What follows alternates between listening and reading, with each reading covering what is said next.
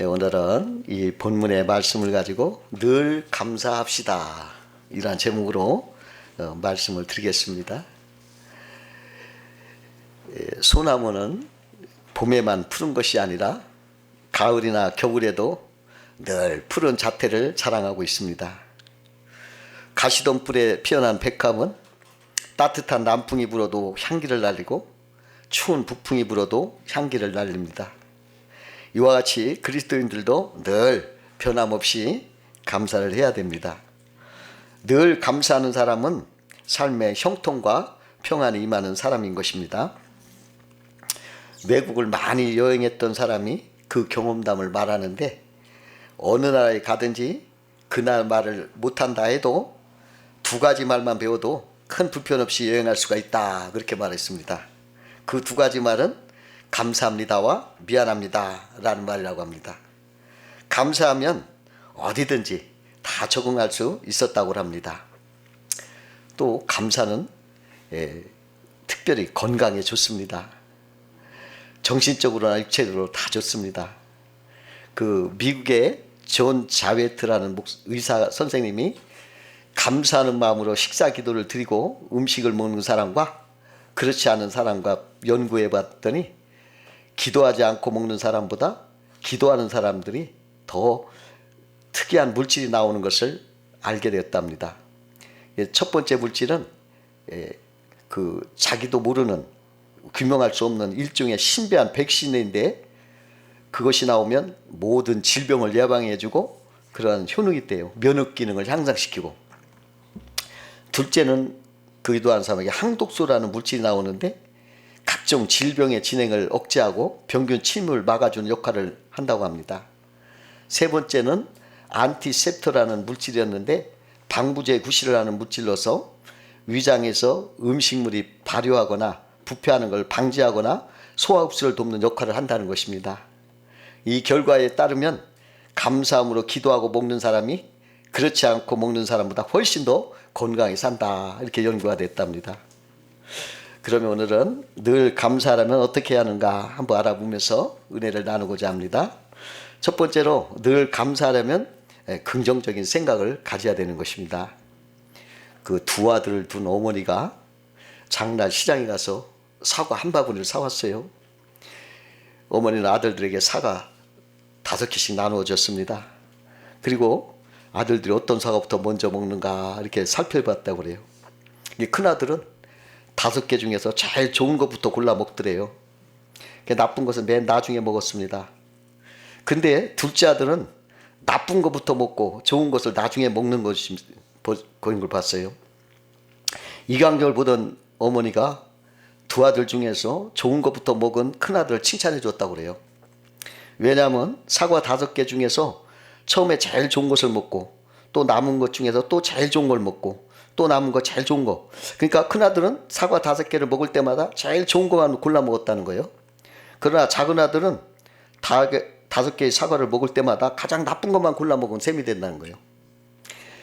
똑같은 세상, 똑같은 환경 속에서 여러 가지 희노애락을 겪어가면서 똑같은 인생사를 하는데, 어떤 사람은 밝은 면을 찾으면서 즐겁게 살고, 또 어떤 사람은 같은 환경 속에서도 부정적인 생각으로 이렇게 살아가는 사람이 있다, 이러는 것입니다. 그 매튜 헨리라는 그 유명한 성경 주작가가 살았어요. 근데 그가 어느 날 밤거리를 걷다가 그 강도를 만났습니다. 강도를 막 지갑도 뺏기고 막 얻어맞았어요. 근데 그가 집에 돌아와서 다음같이 일기를 썼습니다. 뭐라고 썼냐면, 나는 감사한다. 첫째, 지금까지 한 번도 강도를 만난 적이 없었기 때문이다. 둘째, 내 지갑을 빼앗가긴 했지만 내 생명을 빼앗가지 않은 것이 감사하다. 셋째, 내가 가진 걸 다 가져가긴 했지만 그건 그리 중요한 것이 아니었기 때문이다. 넷째, 내가 강도가 아니라 강도를 당한 사람이 되었기 때문에 감사하다. 이렇게 적었다고 그래요. 그는 강도 만난 불행을 겪었지만은 긍정적인 생각으로 감사를 했던 것입니다. 그 시골 교회 할머니 이야기입니다. 손자가 서울에 살고 있었습니다. 근데 눈길에 넘어져서 다쳤다는 소식을 들었어요. 시골 할머니가 서울에 달려왔습니다. 병원으로 달려가서 손자를 붙들고 이렇게 기도했어요. 하나님 아버지, 우리 손자가 대갈박이 뽀개지지 않고 팔이 부러져 감사합니다. 밥 먹는 오른팔이 부러지지 않고 왼쪽 손모가지 부러져서 감사합니다. 병실이 떠나갈 듯이 모두가 웃었다고 그래요. 할머니는 불행은 당한 중에서도 밝은 면을 찾아 감사를 했던 것입니다. 감사와 불평은 똑같이 땅속에 묻혀 있습니다. 근데 어떤 사람은 감사를 캐내고 어떤 사람은 불평을 캐낸다고 그래요. 마치 금강에서 하루 종일 금을 캐는 사람이 있는가 하면 쓸모없이 돌멩이를 캐는 사람도 있다는 것입니다. 우리는 감사라는 보화를 캐고 살아야 되겠습니다. 두 번째로, 늘 감사하려면 일상의 당연한 일도 감사해야 된다는 것입니다. 긍정의 힘 저자 조엘 오스틴 목사는 당연한 일을 함부로 지나치지 말아라. 당연하게 생각하는 그 일 속에 하나님의 특별한 은혜가 있고 하나님의 특별한 감사를 찾으라, 이렇게 말했어요. 예를 들어서 내가 오늘 주일대학교 예배당에 온 것은 이게 당연하게 생각을 하는데, 그런데요, 하나님의 은혜가 없다면 내가 이 자리에 있지 못하고 내가 병으로 병원에 있을 수도 있는 거예요. 또 내가 죄를 지어 감옥에 있을 수도 있는 거예요. 하나님 은혜가 없다면. 온 가족이 식사를 할 때 이거 당연하죠. 그러나 만약에 하나님 은혜가 없다면 서로 싸울 수도 있고 사고가 나서 함께 식사하지 못하고 사고 현장으로 달려갈 수도 있는 것입니다. 당연한 일도 하나님의 크신 은혜가 거기에 담겨 있다는 거예요. 그러니까 그걸 찾아서 감사를 하라는 것입니다. 그 어느 날 아버지와 아들이 서로 만나기로 약속하고 숲을 갔어요. 몇십 마일 갔다가 두 분이 부자가 만났습니다. 그때 아들이 아버지께 아버지, 우리 하나님의 은혜에 감사합니다. 제가 지금 아버지를 찾아오는 도중에 나무 뿌리에 걸려 말이 3번이나 쓰러졌어요. 근데 저는 한 군데도 다친 데가 없네요. 얼마나 하나님의 앞에 감사한지 모르겠습니다. 그 말을 들은 아버지도 그래, 참 감사한 일이구나. 그런데 나도 하나 감사하자꾸나. 내가 너를 찾아오는 도중에 내 발은 한 번도 나무 뿌리에 걸려서 쓰러진 적이 없으니 얼마나 감사하냐. 참 우리 하나님 감사하구나. 쓰러져서 안 다친 것도 감사하죠. 그러나 쓰러지지 않은 것도 더 감사해요. 뭐 낡고 좁은 집에 살던 어떤 청년이 그냥 불평이 생겼어. 아유, 낡고 좁은 집이라고. 그래서 마을의 가장 현명한 노인네에 가서 불평을 늘어놓았습니다. 그러니까 묵묵히 듣던 노인이 말하는 거예요. 내 말대로 해보게. 수탉 한 마리를 사서 그 집안에 풀어놓으라. 그 청년이 수탉을 하나 사서 풀어놨어요. 그랬더니 사방에 날리는 닭깃털과 흩어져 있는 닭 모이 때문에 집안은 전부 다 더 좁고 더 더러워진 거예요. 다시 노인을 찾아가서 사정 이야기를 했어요. 그러자 그 노인이 그럼 염소 한 마리를 수탉 옆에 두고 키워보라. 그 염소를 키웠더니 그냥 염소가 막 다들 쫓아다니는 바람에 온 집안이 엉망이 된 거예요. 녹초가 된 청년이 노인을 찾아 불평을 했어요. 시키는 대로 했는데 더 엉망이 됐습니다. 그러자 노인이 말했습니다. 아닐세, 이제 그 동물들을 모두 집 밖으로 끌어내게. 집으로 돌아온 청년은 닭을 우리에 놓고 염소는 마당 말뚝에 메워놓고 어지럽힌 집안을 싹 치웠습니다. 그러자 그렇게 좁았던 집안이 한없이 넓게 느껴졌습니다. 그리고 청년의 불만은 사라져 버렸다는 것입니다. 세 번째로, 늘 감사하려면 믿는 자에게 합력해 선을 이룬다는 그 약속을 우리는 믿고 감사를 해야 됩니다. 그 고인이 된 그 코미디언 이주일 씨가 단역으로 활동할 때는 그가 못생긴 얼굴 때문에 항상 시체 역할을 했대요. 또 스쳐 지나가는 행인 역할, 그런 것만 했다고 합니다. 그러다 어느 날 대사가 있는 역을 맡게 됐어요. 그게 주어졌어요. 그게 뭐냐면 환자의 사망을 이렇게 확인하는 의사 역인데, 난생 처음 이 사람이 대사를 하게 되니까 아주 이걸 맹렬히 연습을 한 거예요. 밤새도록. 그 드디어 방송이 있는 날 자신이 출연 차례가 돼서 무대로 이렇게 올라갔습니다. 이제 청진기를 환자의 가슴에 대보고 눈꺼풀을 열어본 후에 심각한 표정으로 운명하셨습니다. 이렇게 말하면 되는 거예요. 그런데 너무 긴장한 나머지 환자의 눈꺼풀을 연다는 것이 자기의 눈꺼풀을 까집으면서 운명하셨습니다. 그렇게 했던 거예요. 이 분명히 방송 사고였어요. 그러나 사람들이 막 너무 막 까르르 우는 거예요. 그래가지고 오히려 그 사고로 인해서 그 이주희 씨가 코미디언으로 뜰 수 있었다고 합니다. 그 미국의 신시내티에 있는 플록터 갬블 비누 회사가 있어요. 그 회사 회장이 할레이 프록터라는 사람인데 아주 믿음이 좋은 사람이었습니다. 그는 범사에 감사하는 사람이었어요. 근데 한 번은 직원이 비누를 만드는 기계를 규정된 시간보다 더 오래 가동시키는 바람에 엉터리 비누가 만들어지고 말았어요. 그 비누가 물에 둥둥 뜨는 비누가 됐어요. 이 직원은 어찌할 바를 모르고 당황했고 이 일로 회사가 큰 손해를 입게 되었습니다. 이런 경우 보통 책임자들은 또 많은 사람들이 화를 낼 거예요. 이게 어떻게 됐냐고. 그러나 이 사실을 전해 들은 프록터 사장은 범사에 감사하는 사람이었기 때문에 그런 화를 내지 않고 하나님 앞에 감사하면서 묵상 기도를 했어요. 근데 그때 한 가지 생각이 스쳐 지나는 거예요. 목욕탕에서는 물에 뜨는 비누가 훨씬 더 좋지 않을까 하는 생각이 딱 떠오르는 거예요. 그래서 그 엉뚱하게 만든 그 비누를 아이보리라는 이름으로 시장에 내놓았습니다. 근데 이게 웬일입니까? 이 비누는 나오자마자 선풍적인 인기를 끌어가지고 마침내 그가 거부가 됐어요. 지금도 아이보리는 세계적으로 유명한 비누로 잘 알려졌다는 거예요. 합력해서 하나님은 선을 이루셨던 것입니다. 값비싼 보석에 흠이 있었어요. 보석 주인은 실망을 했습니다. 그러나 그 흠을 이용해서 그 보석에 아름다운 장미를 새겨 놓았더니 오히려 더 비싼 값에 팔렸던 것입니다.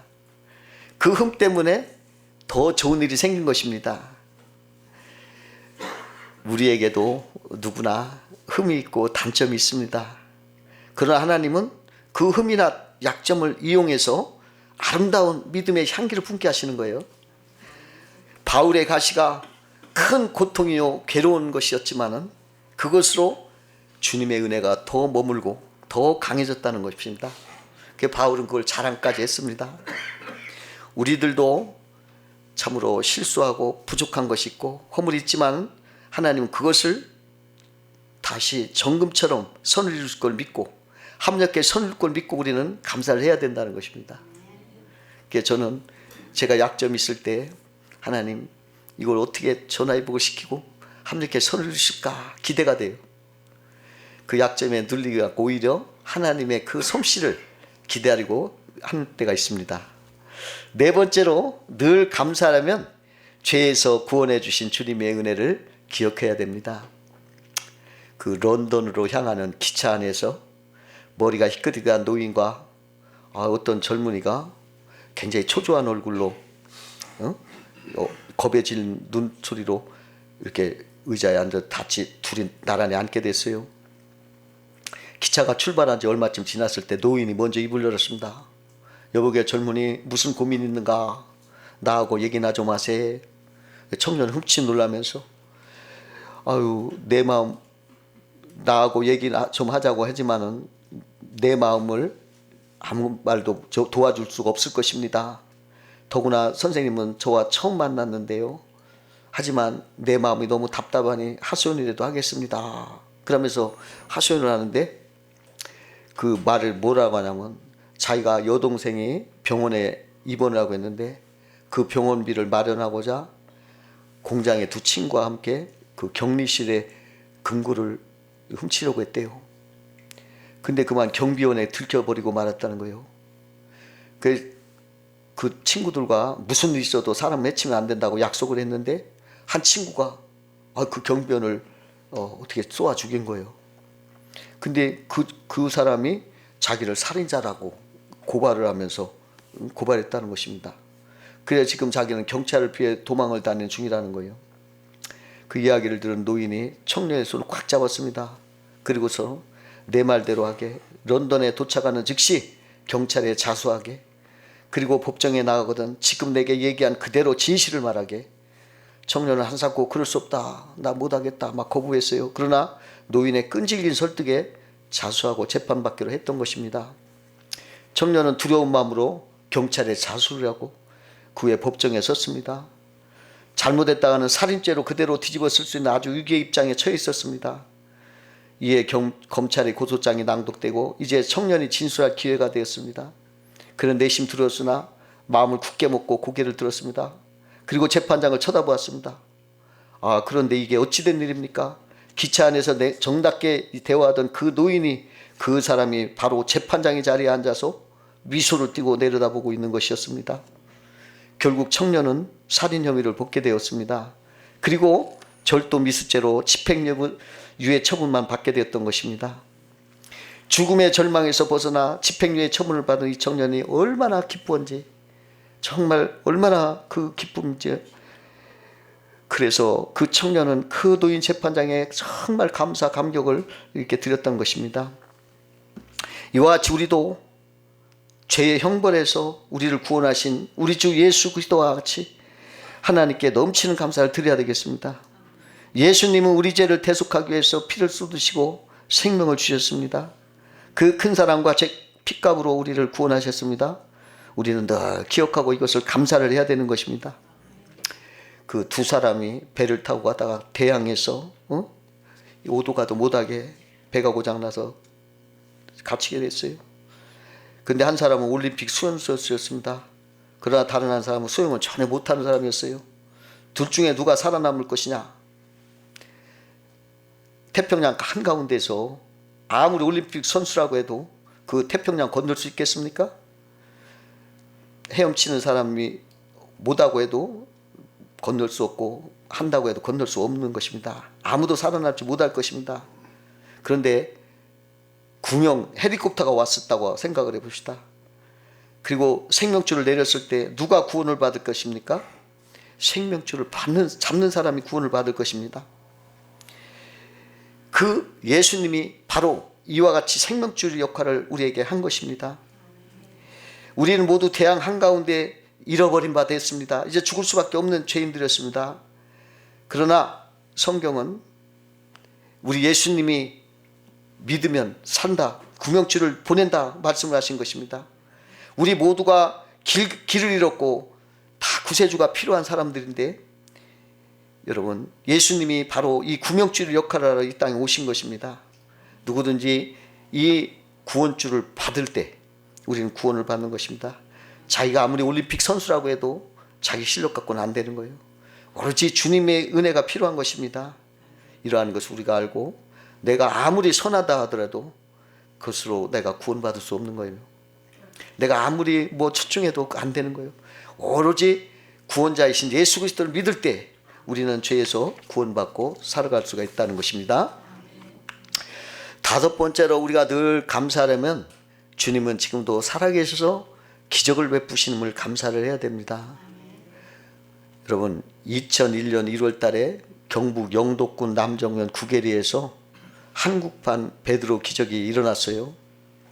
그 구계교회에 있는 김상태 집사님이 계셨는데, 어부로 살아가는 분인데, 그분이 그물을 친 곳에 엄청난 방어 고기가 그 그물에 찢어지도록 잡았어요. 동네 사람들도 다 그물을 쳐놓고 그 김상태 그물은 가운데 있었다고 그래요. 근데 이 광어가 그냥 요리조리 다 피했더니 김상태 집사님 거기에만 들어간 거예요. 10kg짜리 방어가 2,370마리가 들어갔어요. 근데 방어가 한 마리당 16만 9천 원에 그때 팔아서 4억 7천만 원의 액수의 금액을 벌었다고 그래요. 근데 그 김상태 집사님은 고기를 잡히지 않을 때도 주위 사람들이 다른 사람들처럼 돼지머리 놓고 제사 드리는 건 나는 안 한다, 끝까지 나는 신앙을 지키겠다, 그랬다는 거예요. 그리고 방어를 잡은 수익금으로 이 김상태 집사는 내가 예쁜 예배당을 다시 더 지겠다, 이런 계획을 말했어요. 그리고 그 예배당을 새롭게 지을 계획을 말한 후에 한 달 후에 또 놀라운 일이 벌어났는데 5m짜리 밍크고래가 잡혔어요. 그래서 5천만 원에 그 밍크고래를 팔았다고 합니다. 근데 더 큰 축복이 된 것은 그 신문을 보고 사람들이 전국 교회로부터 우리 교회에 와서 간증 좀 해달라, 그 베드로의 그 역사를 간증해달라. 이것이 그냥 그래 간증 다니다가 그냥 전도자가 된 거예요. 해외까지 막 갔다 그래요. 하나님은 지금도 살아계셔서 역사하고 계신다는 거예요. 그 김순권 장로님은 그 슈퍼 옥수수 개발로 인도네시아와 아프리카에서 사역하고 있는 사람이고, 그리고 북한에서도 옥수수 박사로 잘 알려진 북한 땅에 최고의 선물을 안겨주신 분인 것입니다. 그분이 2001년 제19차 방북 때 북한이 가뭄이 극심했습니다. 북한 농업과학원 옥수수 연구원들이 아우 김 목사님 제발 하나님께 기도해서 더도 말고 30mm 비만 오게 해주세요. 옥수수 농사를 다 망치겠습니다. 그렇게 애원한 거예요. 그때 김 박사가 그러면 나만 기도하는 것보다 우리 다 함께 힘을 합해서 기도하면 하나님이 더 잘 들어주시지 않겠느냐. 함께 기도합시다. 그 밭에서 무릎을 꿇고 눈물을 흘리며 오랫동안 기도를 했는데 그날 밤 기적적으로 12mm 비가 왔고 그 다음날 아침에 18mm가 내려서 30mm를 채웠던 거예요. 그러니까 그들이 막 놀랬다는 거예요. 그래가지고 하나님께 막 감사했다고 합니다. 하나님은 어제나 오늘나 동일하세요. 믿는 자의 기도를 들으시고 오늘날도 기적을 베푸시는 분이십니다. 늘 감사하며 찬양하며 하나님을 믿고 살아가신 여러분 되시기를 주의 이름으로 축원합니다. 기도